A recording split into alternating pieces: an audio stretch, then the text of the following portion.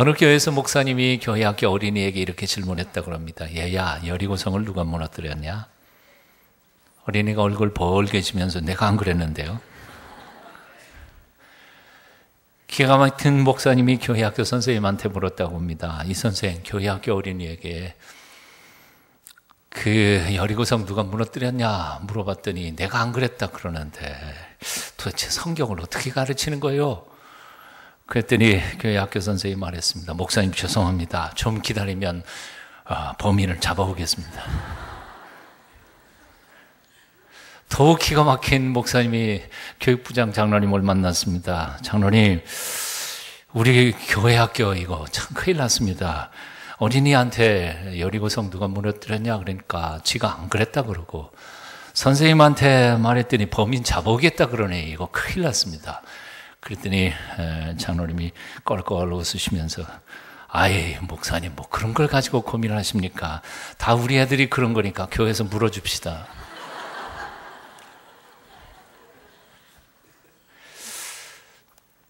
물론 세상에 이런 교회는 없으리라고 생각합니다. 하지만 요즘에 교회들이 성경 교육을 제대로 가르치지 못하는 것에 대하여 아마 풍자해서 지어낸 이야기라고 생각이 듭니다.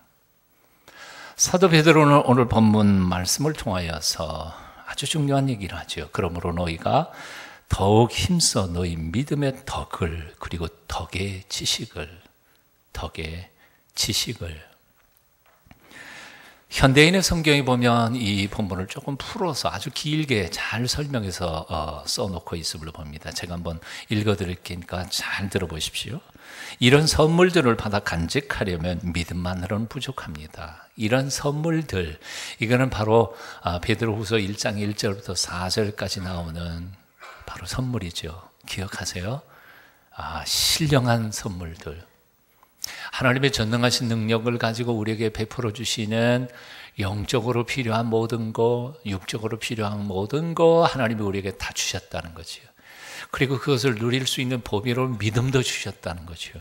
그리고 보배로운 약속도 주셨다는 겁니다. 이런 모든 선물들, 이런 것들을 간직하려면 믿음만으로는 부족합니다. 덕을 쌓아야 합니다.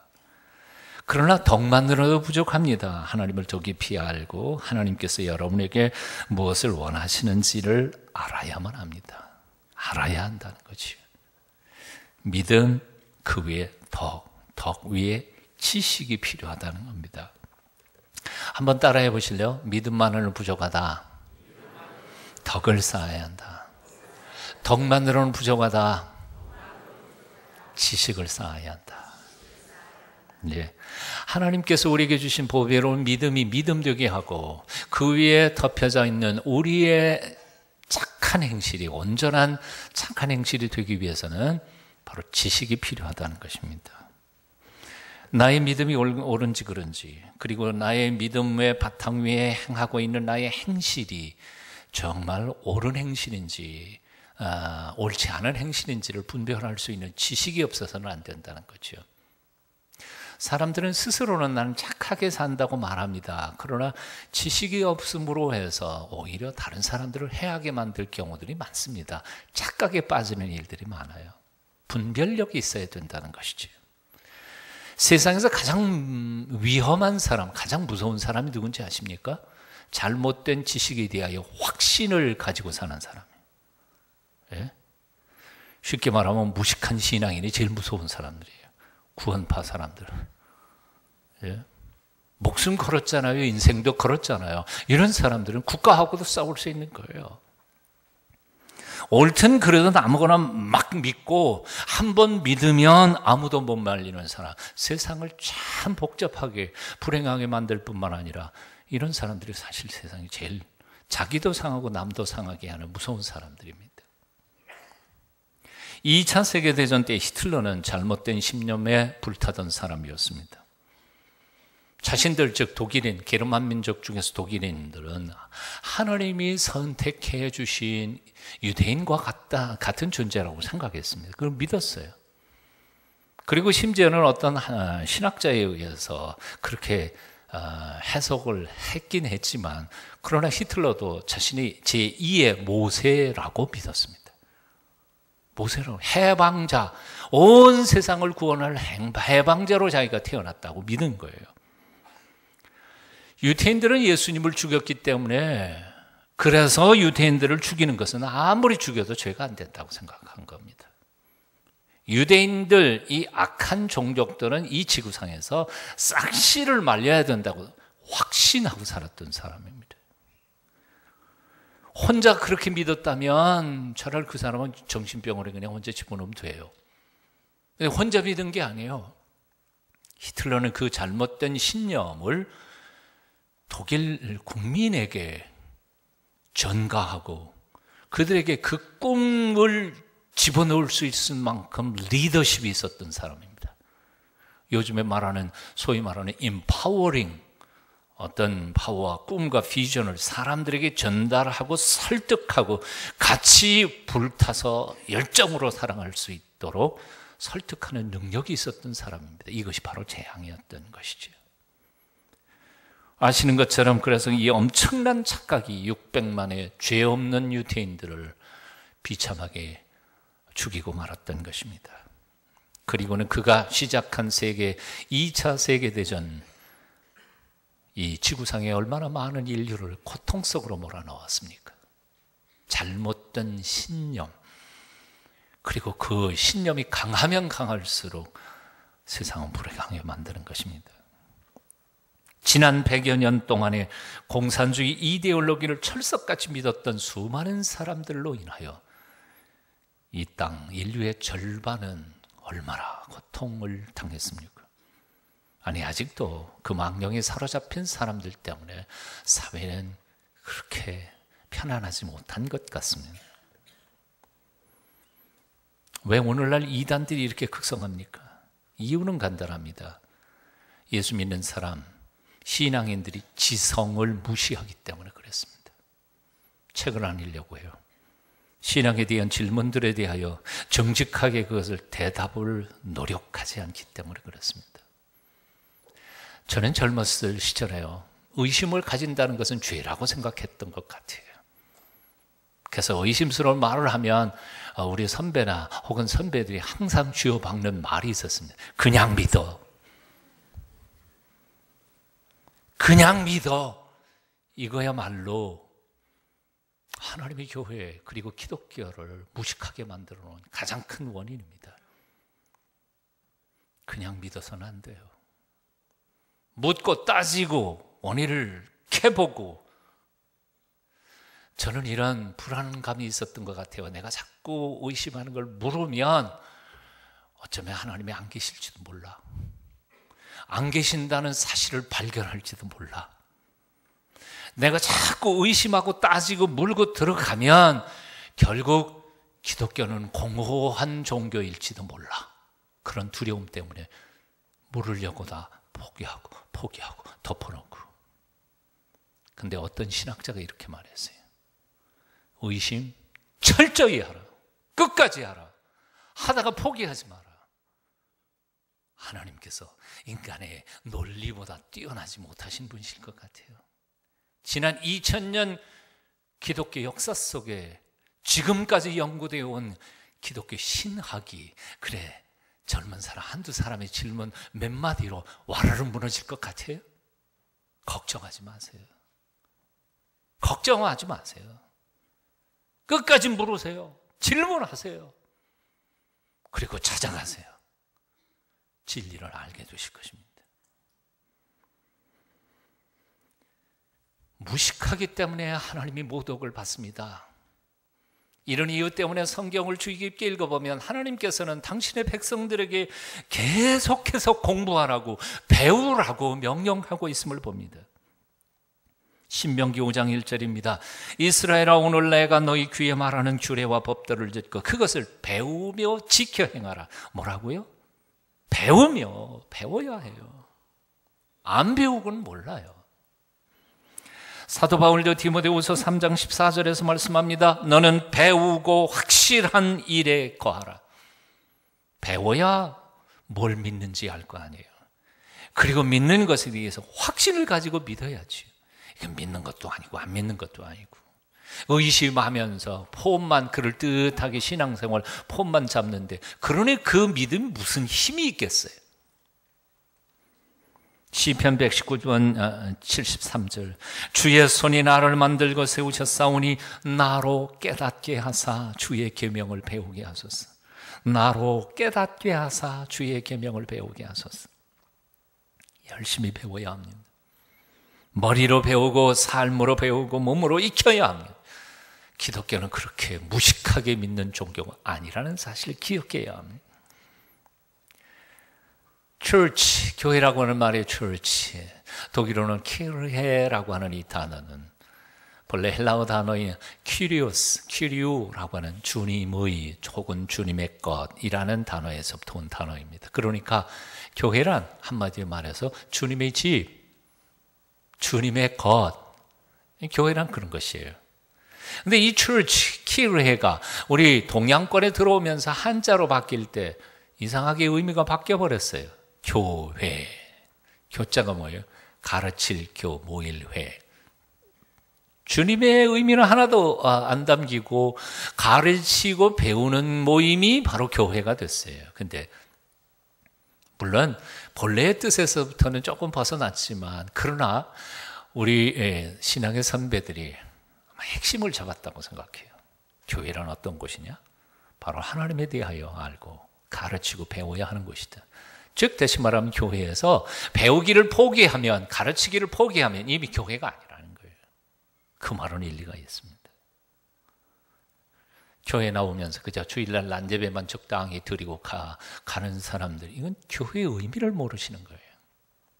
네? 배우지 않으면, 그리고 가르치지 않으면 이건 교회가 아니라니까요. 저희 어머님이 맨 처음 교회 나오신 지 2주 만에 낙심이 된 게 있었어요. 큰 문관이 한글을 모르신다는 사실이죠. 우리 할아버지가 얼마나 엄격하셨던 어른인지, 계집애가 언문을 배우면 연애 편지질을 한다, 그래서 안 가르치셨어요. 우리 외삼촌하고 우리 어머니하고 둘이 남매였는데 얼마나 두 분의 사이가 좋았는지 몰라요. 그러니까 우리 외삼촌이 사랑은 하나밖에 없는 너희 동생 글자를 가르치겠다고 어려서 그 엄한 외할아버지의 명령 속역하면서 한글을 가르치신 거예요. 가르치다가 2시간 만에 걸렸어요. 그래갖고 써서 준 거를 다 찢어가지고 아궁이에 불타려 버리고, 그 다음에 매를 무진장 많이 맞으셨다는 거예요. 그래서 결국 우리 어머니는 한글을 깨우치지 못하셨어요. 다른 신앙생활 할 땐 문제가 없었어요. 근데 예배당 오니까 문제가 생긴 거예요.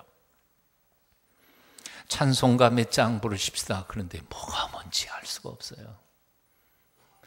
마태복음 몇 장 몇 절, 다른 사람들은 다 뒤적거려서 찾아서 읽고 있는데 우리 어머님은 연세는 좀 많으시긴 했어도 그래도 자존심이 상하신 거예요. 교회 다니지 2주 만에 저한테, 야, 나한테 한글 좀 가르쳐다오. 그래서 제가 가르쳐드렸어요. 돌아가시기 바로 전해에는 성경을 통독을 6번, 1년에 6번을 통독하고 돌아가셨어요. 다른 사람 몰라도 저는 알아요. 기독교는요, 무식해서는 신앙생활 할 수가 없는 신앙이에요. 아셨어요? 모르면 안 돼요. 배우지 않은 신앙인처럼 위험한 사람은 없습니다. 오늘날 교회들이 어린이, 중고등부 교육에 대하여 관심을 가지기 시작했습니다. 그래서 다음 세대를 살리자 그럽니다. 왜냐하면 교회가 점점 숫자가 줄어들면서 다음 세대를 살리려면 우리 교회 학교 살려야 된다, 청소년부 살려야 된다. 근데 저는 여기에 문제가 좀 있다고 생각해요. 뭔지 아세요? 여러분, 공부 지지리도 안 하는 부모님의 자식들이 공부할까요? 대답을 못 하시네. 여러분들이 공부를 안 했던가 보네요. 공부 안 하는 부모님의 자식들이 공부합니까? 2번째 물었는데도 대답 안 하시네요. 좋아요, 공부 안 해요. 엄마는 TV 드라마만 보고 있고 아이한테 야 들어가 공부해. 그러면 그 아이가 들어가서 공부할 것 같아요? 지도 드라마 보고 싶은데.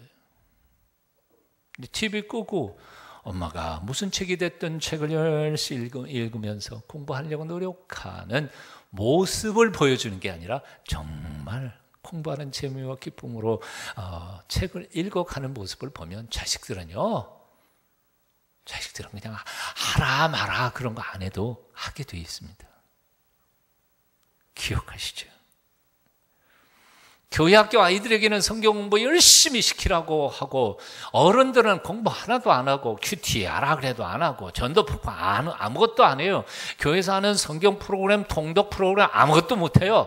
다 애들 보고 잘하라. 할 것 같아요? 안 합니다. 남선교회, 여전도회가 모이기만 하면 큐티하고 큐티 나눔하고 하나님의 말씀을 성경 앞에 내놓고 이것이 정말 하나님이 드실까 아닐까, 교회가 마땅히 이 시대에 어떻게 살아갈까 하고 하나님의 말씀에 근거해서 서로 토론하고 공부하는 분위기를 만들어 간다면 여기서 자라는 젊은이들은 당연히 성경 읽을 겁니다. 당연히 큐티할 겁니다. 당연히 기도할 겁니다. 근데 교회 안에 영적 지도자들이 하나도 안 해요. 그러면서 너희 보고는 해라고 할 것 같아요? 안 해요. 이게 문제가 있는 거지. 오늘 이 순간부터라도 장로님부터 그리고 권사님, 안수 집사님들부터 성경 공부 시작하십시오. 엣지에서 장로님들이 성경 토론하고 성경책 펴놓고 큐티하는 모습을 보여줄 수만 있다면 우리 교회 미래는 살아있을 것입니다. 우리 동순교회 교육에 대한 표 여러분들 잘 아시잖아요. 몇 가지만 한번 같이 복습해 볼까요? 모르면 배워라. 큰 소리로 빨리요. 모르면 배워라. 배웠으면 가르쳐라. 모르면서도 배우지 않으면 죄다. 배웠으면서도 가르치지 않으면 죄다. 죽을 때까지 배우고 죽을 때까지 가르쳐라. 양심의 가책은 좀 느끼시는가요? 하십시다. 배우십시다. 내 영혼을 위하여 타세된 둘째 쳐놓고 동숙의 미래는 둘째 쳐놓고 지금 나의 영혼을 위하여 이제부터 시작하실 수 있기를 축원합니다. 왜 사람들이 배우려고 하지 않을까요? 교만해서 그렇습니다. 이유 여하를 막론하고 핑계는 여러 가지 되죠. 하지만 배우지 않는 이유는 간단합니다. 교만해서 그렇습니다. 나는 안다고 생각하니까요. 생각하는 거지 진짜 아는 건 아닐 수 있어요. 예. 이 나이에 무슨 내가 뭘 배우겠냐. 내가 그래도 중직자인데 뭘 배우겠냐. 이 나이가 어때서? 요즘에 유행가 그런 거 있다고요. 이 나이가 어때서? 공부하기 딱 좋은 나이인데. 겸손한 사람은 아이에게서도 배웁니다. 젊은이에게서도 배웁니다. 그러나 교만한 사람은 아무에게서도 배울 것이 없습니다. 그래서 교만과 배움은 원수지간이라고 합니다. 한때 청와대 민정수석까지 지냈던 장로님 한 분 계시는 그 교회 청년 부흥에 인도한 적이 있었습니다. 서울 시내에 있는 교회죠. 그 장로님이 연세 많으신 장로님 맨 앞에 눈에 딱 보이는 그 자리에서 열심히 적어가면서 부흥에 참석을 꼬박꼬박 몇 시간 하고 계셨어요. 그래서 저는 좀 오해를 했죠. 저 양반이 누군데? 지금 청년 집회예요. 어른이 와가지고 꼬박꼬박 다 적는 거 보니까 내 설교 딱 적었다가 뭐라고 하려고 그러는가. 그래서 겁을 좀 먹었어요.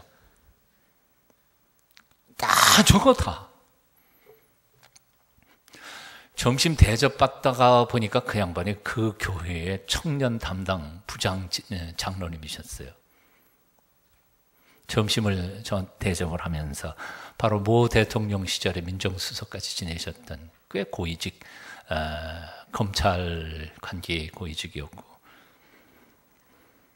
그분이 시도 써서 시집을 5편이나 낸 등단한 시인이셨습니다. 그러니까 그냥 검찰이라서 다 유식한 건 아니잖아요. 법은 잘 아실지 몰라도. 근데 이분은 그야말로 문무겸전한, 지식도 많고 글도 잘 쓰시는 아주 귀한 분이시더라고요. 근데 점심 대접을 하시면서 저한테 의외의 말씀하셨어요. 목사님, 저는 정말 이제 생각해 보니까 너무 무식해요. 공무원으로 있을 때 철없이 장로가 되었고 장로된 지 30년이 되어갔지만 이제 정신 차리고 돌아보니까 제가 성경에 대해서 아는 게 별로 없더라고요. 그래서 제가 열심히 여기저기 돌아다니면서 열심히 배우는데 아직도 잘 모르겠어요. 그래서 내년에는 한 3년쯤 당회 휴직하고 성경 청년의 부흥이 잘 되는 교회들 쫓아다니면서 좀 배울까 계획 중입니다. 얼마나 겸손한 분이에요. 지식은 반지름이다라는 말이 있습니다. 이 말이 포함하고 있는 그 의미는 참 대단한 것 같습니다. 온지름, 지름이 아니고 반지름이에요. 내가 안다는 것은 반지름이에요. 그 나머지 반지름은 뭐냐면 내가 모른다는 것이라는 거예요. 즉 내가 1cm만큼 아는 반지름이 있다면 1cm만큼 내가 모르는 영역이 있다는 거죠. 내가 1m만큼의 반지름의 지식을 가지고 있다면 똑같이 1m만큼의 무지가 내게 있다는 거예요. 그래서 이 말의 뜻은 이거예요. 알면 알수록 우리는 더 자신의 무지를 깨닫게 된다는 거죠. 이것은 여러분 아신 것처럼 소크라테스의 변명에 나오는 무지의 지, 내가 잘 모른다는 사실을 안다는 그 지식과 일맥상통하는 말이죠. 알면 우리가 얼마나 할까요? 책을 읽으면 읽을수록, 공부를 하면 할수록 내가 참 무식하다, 그런 걸 발견해 가는 거예요. 그러니 얼마나 우리가 겸손해야 됩니까? 내가 다 안다고요?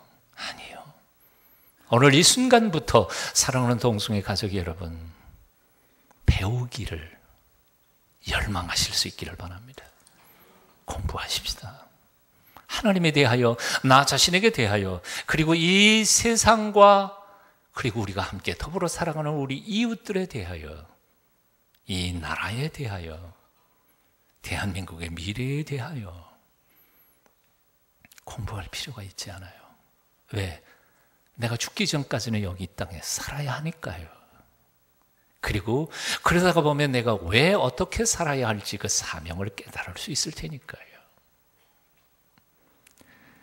2000년 전 예수님께서는 이렇게 말씀하셨습니다. 진리를 알지니 진리가 너희를 자유케 하리라. 이 말씀을 잘 새겨야 합니다. 예수님께서는 진리가 가만히 있는 나에게 와서 저절로 나를 자유케 한다는 말이 아니에요. 진리가 저절로 나를 자유케 한다는 말이 아니라 진리를 알지니 내가 그 진리를 알 때 그 진리를 아는 지식이 나를 자유케 한다는 말입니다.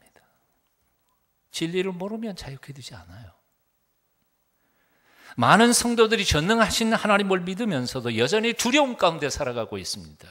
많은 크리스찬들이 제법 열심히 하나님을 믿고 그리고 찬송도 기도도 봉사도 모범적으로 열심히 하는데 여전히 죄의 사슬에 매어서 살고 있습니다. 많은 크리스찬들이 거룩해지기 위해서 노력도 하고 밤도 새고 철야도 하고 통성기도도 그렇게 많이 하는데 여전히 마음속에 사탄의 두려움과 걱정 속에 매어서 살고 있습니다. 이유가 뭘까요? 이유는 간단합니다. 몰라서 그렇습니다. 영적 지혜에 대하여 무지해서 그렇습니다. 사탄에 대하여 모르고 하나님에 대하여 모르기 때문입니다. 다시요, 좋은 느낌이 나를 자유케 하는 게 아닙니다. Good feeling, 좋은 느낌이 우리를 자유케 하는 게 아니에요. 기분 좋으면 자유케 될 것 같아요. 그 순간이지. 조금 지나봐요. 또 매여요. 또 두려워요. 특별한 영적 체험이 우리를 자유케 하는 게 아닙니다.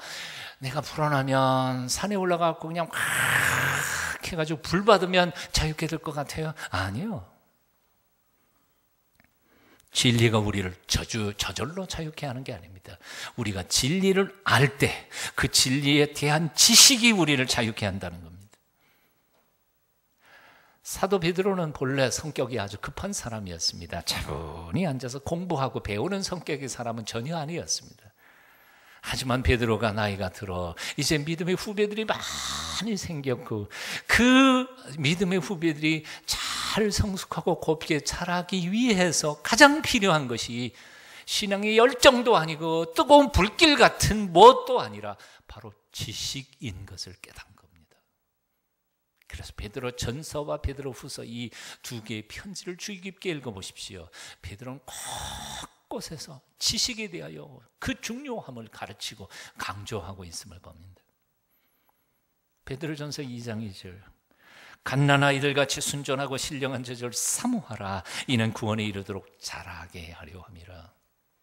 우리가 구원에서 어떻게 자랄 수 있어요? 성숙하기 위한 방법은 다른 방법 하나도 없어요.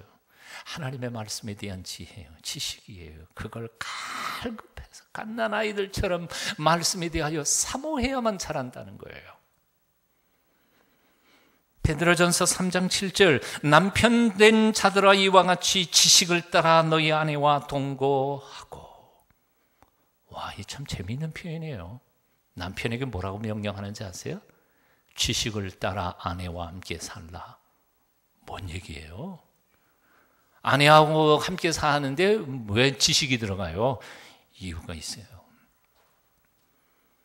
맨 처음 에덴 동산에서 하나님께서 왜 가정을 어떻게 설계하셨는지, 왜 설계하셨는지, 그 가정을 통하여 하나님이 어떤 복을 주시기를 원하는지에 대하여 모른다면 행복한 가정을 꾸릴 수 없다는 거예요. 내 아내가 얼마나 연약한 존재인지를 모른다면 너는 내 아내를 행복하게 할 수도 없을 뿐만 아니라 너도 가정을 행복하게 만들어 갈 수 없다는 거예요. 그래서 사도 베드로는 지금 아내하고 행복하게 살고 싶으냐? 그러면 배워라 하는 거예요. 배워라. 베드로가 이런 얘기 했을 것 같지 않잖아요. 그죠? 참, 저도 이번에 묵상하다가 보니까 와, 정말 지식이 중요한 거예요. 그동안 지난 몇 주 동안에 우리가 베드로후서 1장 1절부터 지금 5절까지 지금 묵상하고 있는데 1절부터 4절까지 5절까지 주의 깊게 읽어보십시오. 배움에 대하여 안에 대하여 얼마나 강조하고 있는지요. 그 중에 베드로후서 1장 2절에 보면 하나님과 우리 주 예수를 뭐라? 알므로 은혜와 평강이 너에게 더욱 많을지어다. 현대인의 성경에서는 이렇게 기록되어 있어요. 여러분은 하나님의 은혜와 평강을 더욱 더 많이 받기를 원하십니까? 그렇다면 예수 그리스도를 깊이 더 배우십시오. 하나님의 은혜와 평강이 내 삶 속에 팍 넘치기를 원하세요? 그렇다면 예수님을 배우란 말이에요. 그럼 하나님의 은혜와 평강이 내게 넘친 거란 말이에요. 이게 2절의 말씀이에요. 3절은 또 어때요? 그의 신기한 능력으로 생명과 경건에 속한 모든 것을 우리에게 주셨으니 이는 자기의 영광과 덕으로서 우리를 부르신 자를 뭐로? 알므로 말미암음이라. 앞에서 하나님께서 약속하신 그 모든 축복과 그 모든 선물들을 어떻게? 알므로 받게 된 거예요. 배워야 한다는 거예요. 우리가 예수 그리스도를 깊이 알면 알수록 하나님께서 우리에게 베풀어 주시기를 원하셨던 은혜와 평화가 넘쳐날 것이란 말입니다. 예수님을 알면 알수록 하나님께서 우리에게 본래 주시기를 원하셨던 축복과 은혜가 우리의 삶 속에 풍성해질 것이라는 말입니다. 다시 돌아가 볼까요? 예수 그리스도를 아는 지식이 우리를 자유케 합니다. 좋은 느낌이 아니고요. 하나님을 아는 지식이 우리를 풍요하게 합니다. 살아있는 참 지식, 하나님께 대한, 나에 대한, 세상에 대한 참 지식이 하나님의 은혜와 평강 속에서 우리가 자유롭게 살아갈 수 있도록 복 주신다는 겁니다. 이 사실을 잊지 말아야 합니다. 사랑하는 여러분, 무조건 믿지 마십시오. 그냥 믿어 그 소리는 듣지 마십시오. 질문할까? 하나님 앞에 묻고 따지고 그러면서 여러분의 믿음의 뿌리를 든든하게 세워가실 수 있기를 축원합니다. 미국에 요즘에 드라마 있잖아요. 드라마 연속곡 드라마 큐티 나누면 안 하면서도 연속곡 드라마 가지고 토론하는 사람들이 있어요. 참 그냥 봐요. 보려면 보고 싶으면. 그거 가지고 이 주인공 저 주인공 뭐 따져가지고 편갈라가지고 싸우고. 근데 제가 그 드라마 작가들 중에 몇 분한테 얘기 들은 거예요. 우리 대한민국의 연속극 드라마의 수준이 어느 수준으로 드라마를 쓸까요? 학년수로 얘기해 보세요. 고3? 중3? 초등학교 5학년. 초등학교 5학년짜리가 이해할 수 있어야 이게 뜬다는 거예요. 자존심 상하지 않으세요? 적어도 내 인생에 대하여, 삶의 의미와 목적에 대하여 함께 얘기하고 나누고 토론하고 같이 고민할 수 있는 좀 성숙한 어른으로서 배워가야 되지 않겠습니까? 미국의 메리 파사노라고 하는 할머님이 있었습니다. 어려운 가정 형편 때문에 중학교 2학년으로 공부를 마쳤습니다. 그리고는 더 이상 학교를 못 다녔어요. 면직 공장에서 일하기 시작했습니다. 공장에서 만난 남자와 결혼을 해서 둘이 열심히 벌어서 조그만 식당을 차렸습니다. 식당에서 자기가 공부 못한 한을 풀기 위해서 자녀가 5명이었는데 4명을 대학에 보냅니다.